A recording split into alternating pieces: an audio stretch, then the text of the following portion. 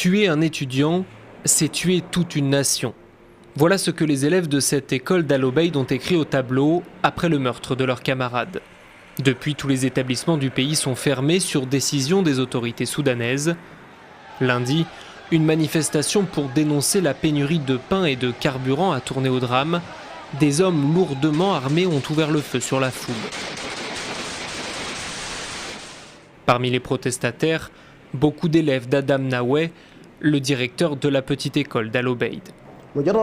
Leur demande n'était même pas politique, ils étaient en ville car il n'y avait pas de transport public pour venir à l'école. Ils voulaient simplement réclamer du pain et un moyen d'étudier.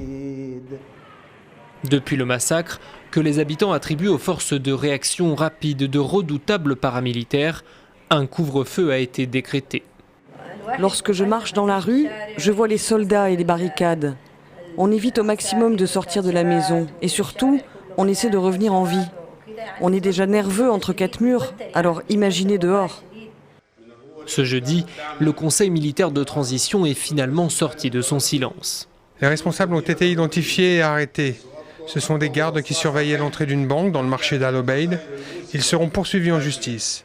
Nous avons aussi pu confirmer que 2 professeurs d'école ont forcé des élèves à participer à la manifestation.